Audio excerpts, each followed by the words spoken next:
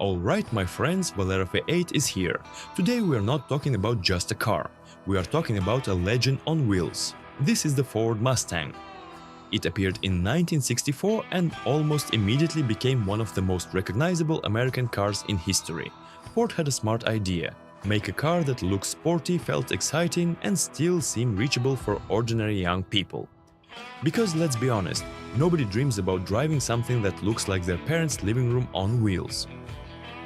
The Mustang formula was simple: long hood, short rear, low sporty shape, and just enough attitude to make every driver feel cooler. It was not a supercar, it was not a boring family sedan, it was something in between, stylish, emotional, and full of character, and people loved it. The Mustang was not just transportation, it was a statement. It basically said, yes, I may be driving to work, but emotionally I am in a movie car chase. That is why the Mustang became the symbol of the pony car: affordable dream, sporty look, everyday use, and a big personality. But in the late 1960s, the Mustang looked in the mirror and said, you know what, I should become angrier. And that is exactly what happened. More power, more noise, more racing spirit. This is where the legend got muscles. Shelby, Boss, Mach 1, these names turned the Mustang from a cool car into a proper icon. Valera respects this very much.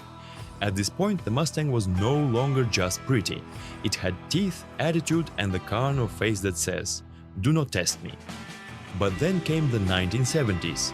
Fuel crisis, new rules, expensive gasoline. Suddenly, big power was not so easy anymore.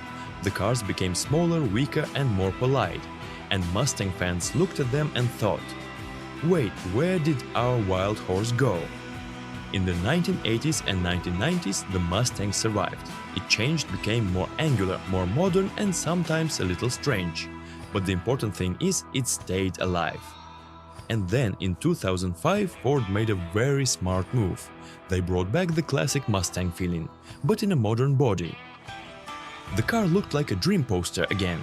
Not exactly old, not completely new, but familiar in the right way. Today, the Mustang still follows the same basic idea: bold design, strong character, rear-wheel drive spirit, and a look that does not want to be quiet. And of course, the sound. That deep engine voice is half the magic. Valera hears it. Valera smiles.